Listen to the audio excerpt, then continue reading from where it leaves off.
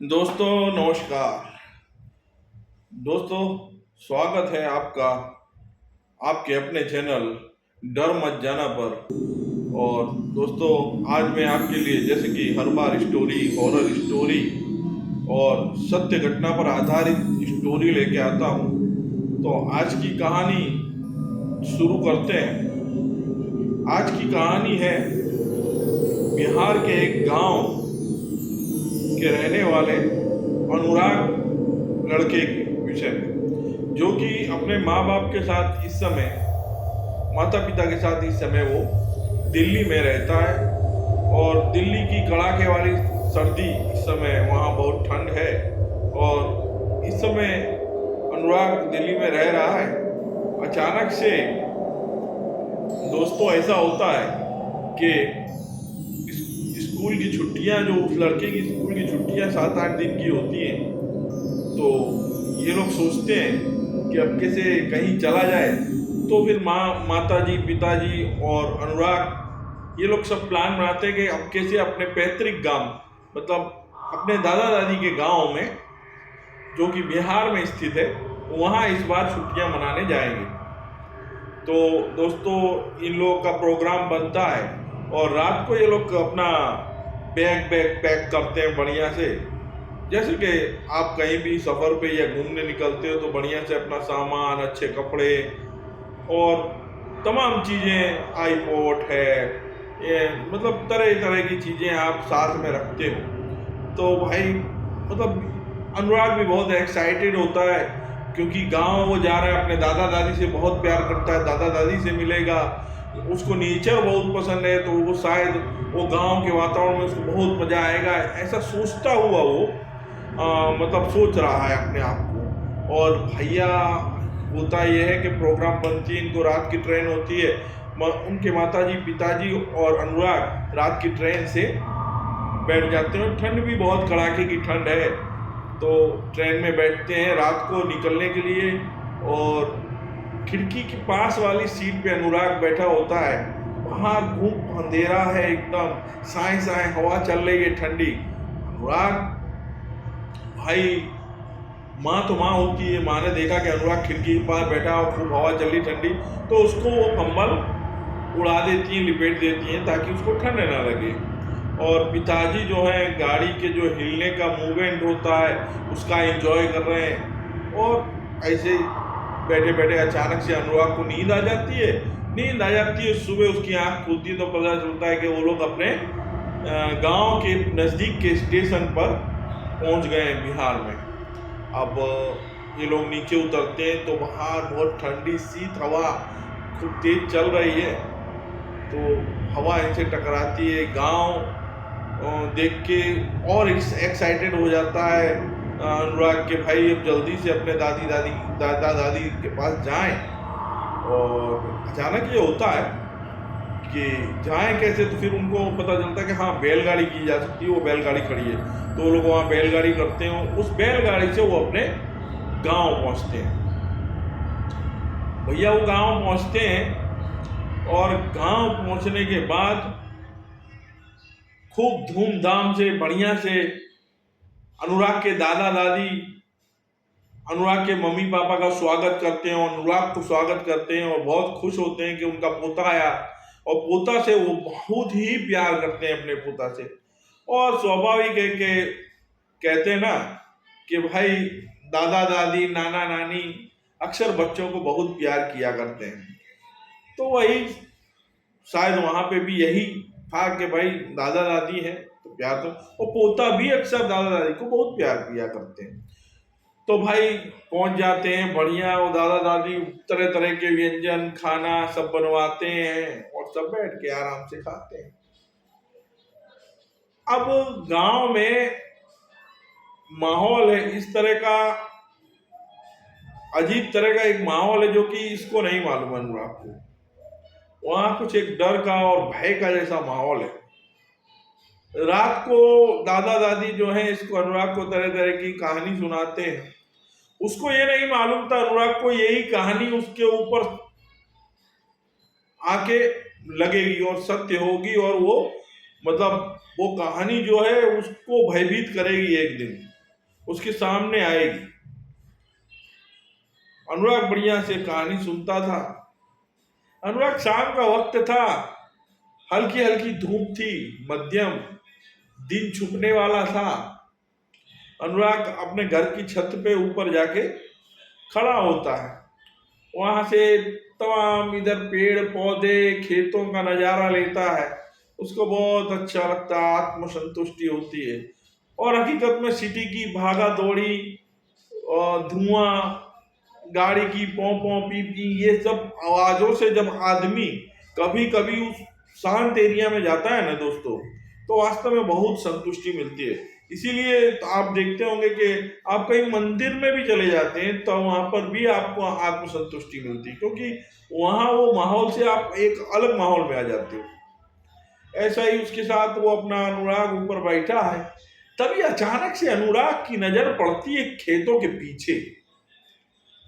घर के पीछे जो खेत है उस पर नजर पड़ती है। अनुराग देखता है कि एक बूढ़ा जो आदमी वहां दूर खड़ा है और वो इशारे से अनुराग को बुला रहा। अनुराग सोचता है कि कोई गांव का ये आदमी होगा, और कौन होगा भाई, है? तो अचानक से उस आदमी की आवाज भी अनुराग को हल्की सी आती है। वो कह रहा होता है कि थोड़ी सी मेरी हेल्प करोगे क्या, आओ थोड़ी सी मेरी मदद करोगे क्या। ये सोच के भाई अनुराग सोचता है कि गांव का आदमी है, चलते हैं उसकी हेल्प करते हैं, बूढ़ा आदमी है। अनुराग उतरता है पीछे और उसके पीछे जाता है और खेत में नीचे जाके दादा के पीछे जाता है जो बूढ़े होते हैं, और पीछे पीछे चलता है। तो वो जो बूढ़ा आदमी है वो आगे आगे चलने लगता है। तो अनुराग उसके पीछे पीछे चलते हुए बोलता है, दादा क्या बात है, दादा क्या आपने क्यों बुलाया, क्या काम है दादा। दादा जो है कुछ बोलते नहीं है, थोड़ी दूर आगे जाके गायब हो जाते हैं। अनुराग बहुत चिंतित होता है, बहुत ही भयभीत होता है कि ये अचानक से कैसे हो गया। तब भी अनुराग थोड़ा सा डर जाता है, डरते हुए भागता हुआ अपने घर में वापस आ जाता है। अच्छा, ये चीज जो है अनुराग के साथ बार बार हो रही थी। 2 बार 3 बार ऐसा हुआ कि वो जब आदमी दिखता है और बूढ़ा आदमी और बुलाता है और ये जाता है तो गायब हो जाता है। भाई अनुराग को फिर लगता है कि यार ये बात अब दादा दादी को बतानी चाहिए, क्योंकि ये बार बार हो रही है, तीसरी बार हुई तो दादा दादी को बताएंगे भाई भाई बूढ़ा आदमी है कौन आखिर। तो वो अपने दादा दादी को कहता है कि ऐसे ऐसे मेरे से एक बूढ़ा आदमी बुलाता है और मैं जाता हूं तो गायब हो जाता है, पर मदद के लिए बुलाता है, क्या बेटे मेरी मदद कर। दादा दादी अचानक से चौंक जाते हैं और तुरंत बोलते हैं अनुराग से कि बेटा तुम उधर मत जाया करो, वो बुलाए तब भी मत जाया करो, वो एक बुरी आत्मा है।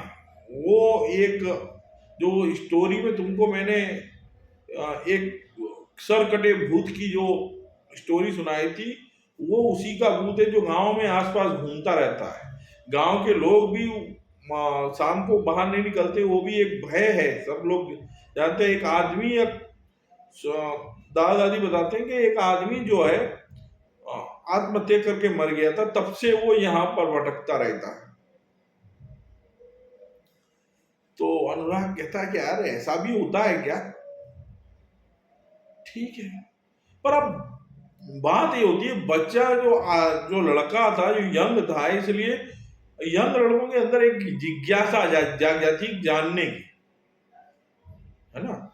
तो उसके अंदर एक जिज्ञासा जाग जाती है कि भाई आखिर ये है क्या, कोई भूत प्रेत नहीं होता और ये लोग फालतू में डरा रहे हैं, वो कुछ है गड़बड़। तो जानने के लिए सोचता है कि अबके से मैं उसके बाद जरूर जाऊंगा और उसको पूछूंगा।